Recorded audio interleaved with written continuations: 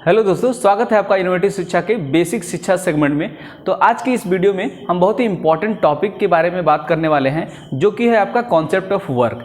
तो हम इसमें आज के टॉपिक में आज ये डिस्कस करेंगे कि वर्क क्या होता है, वर्क किन किन बातों के ऊपर डिपेंड करता है, साथ में इसका मैथमेटिकल एक्सप्रेशन भी देखेंगे और उसके बाद देखेंगे कि यूनिट ऑफ वर्क क्या होता है, और उसके बाद से हम इस पर बेस्ड कुछ क्वेश्चन भी सॉल्व करेंगे। तो देखिए, बेसिकली अगर हम वर्क की बात करते हैं तो डे टू डे लाइफ में जब हम वर्क की बात करते हैं तो किसी भी फिजिकल और मेंटल एक्टिविटी को आप वर्क या फिर काम बोल देते हैं। ठीक है, जैसे एग्जाम्पल के तौर पे आप अभी पढ़ाई कर रहे हैं तो ये भी हमारे डे टू डे लाइफ में एक वर्क है। ठीक है, आप सिंगिंग कर रहे हैं, डांसिंग कर रहे हैं, या फिर कोई गेम खेल रहे हैं, या फिर कोई भी एक्टिविटी आप कर रहे हैं, कोई सामान को उठा रहे हैं, तो ये सब के सब जो एक्टिविटी है वो या तो फिजिकल एक्टिविटी होगी या मेंटल एक्टिविटी होगी। तो इन सारे चीज़ों को हम क्या बोल देते हैं, डे टू डे लाइफ में वर्क बोल देते हैं। लेकिन जो हमारा साइंस का कॉन्सेप्ट है वो थोड़ा डिफरेंट होता है। हम साइंस में कुछ स्पेसिफिक कंडीशन जब सेटिस्फाई होता है तभी बोलते हैं कि ये चीज़ हमारा वर्क है, अदरवाइज हम उसको वर्क कंसीडर नहीं करते हैं। तो चलिए जानने की कोशिश करते हैं साइंटिफिक डेफिनेशन ऑफ वर्क, कि साइंस में हम किस चीज़ को वर्क बोलेंगे।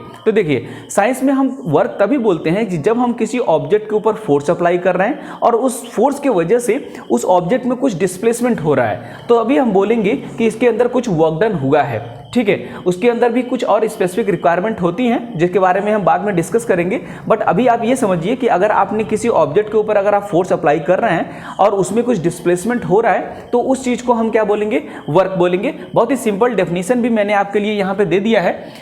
डेफिनेशन है, when a force causes displacement in its own direction work is said to be done. यानी जो है कि मान लीजिए कि आपके पास एक कोई ऑब्जेक्ट है, ठीक है, मान लीजिए कि आपके पास एक कोई ऑब्जेक्ट ए है और इसके ऊपर आप कोई फोर्स लगा रहे हैं एफ।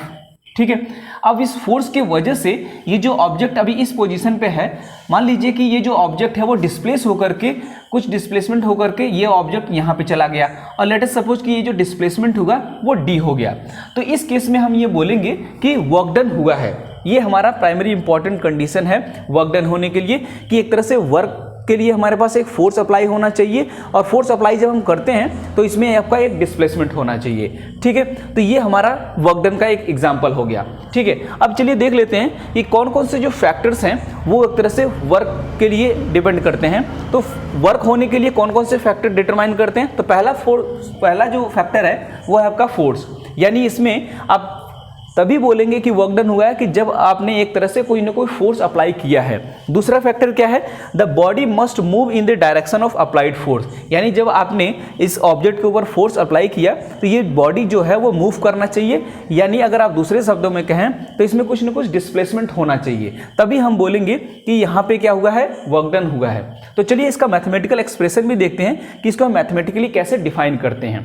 ठीक है, तो मान लीजिए हम वर्क को अगर हम W से रिप्रेजेंट करें, ठीक है, तो work done will be defined as force multiplied by displacement. यानी आपने जो फोर्स अप्लाई किया और फोर्स के डायरेक्शन में जो डिस्प्लेसमेंट हुआ है, इन दोनों का जो प्रोडक्ट होता है उसी को हम क्या बोलते हैं, उसी को हम वर्क बोलते हैं। ठीक है, तो इस तरह से हमारे पास बहुत ही सिंपल एक फॉर्मूला आया, W = F × D। अब बात करते हैं इसके यूनिट के बारे में। तो चलिए पहले इसको यूनिट देखेंगे कि इसके फोर्स और डिस्प्लेसमेंट के यूनिट के टर्म में हम वर्क का यूनिट बताएंगे। उसके बाद जो SI यूनिट ऑफ वर्क है उसको भी देखेंगे। तो पहले तो आपको पता होगा कि फोर्स का यूनिट क्या होता है, ये होता है न्यूटन, और डिस्प्लेसमेंट का यूनिट क्या होगा, तो मीटर। इस तरह से आपका एक यूनिट जो बना वर्क का वो हो गया न्यूटन मीटर। और इस न्यूटन मीटर को ही एक तरह से हम एक अनदर यूनिट इस्तेमाल करते हैं जिसको हम बोलते हैं जूल, और जिसको हम कैपिटल J से डिनोट करते हैं।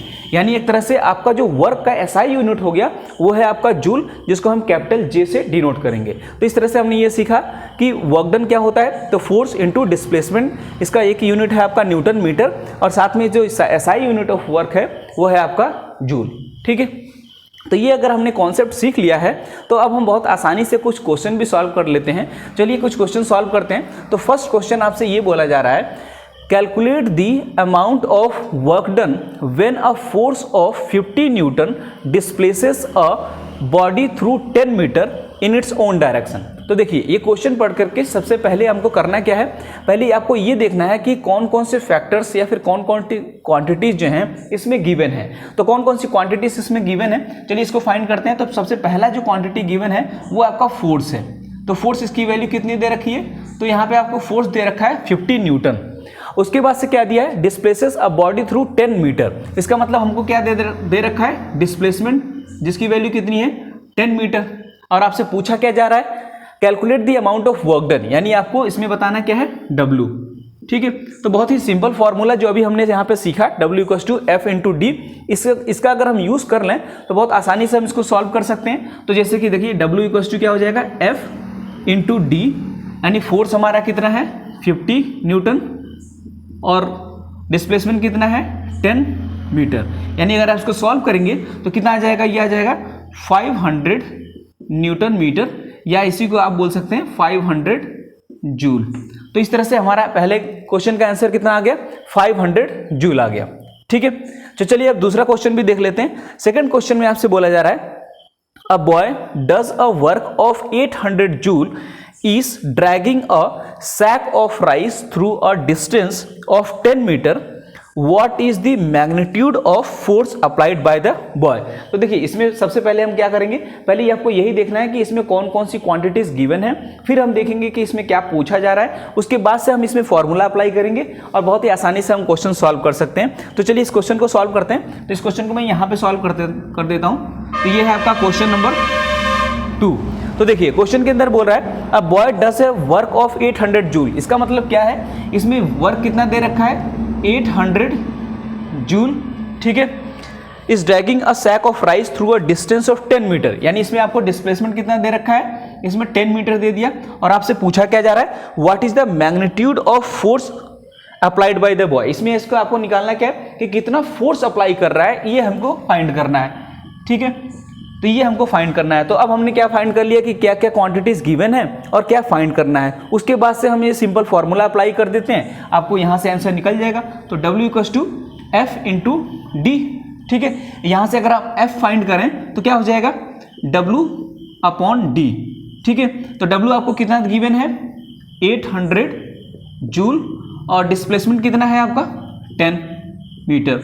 इस तरह से आप इसको सॉल्व करेंगे तो क्या हो जाएगा 80, और आपका फोर्स का क्या यूनिट होता है, न्यूटन।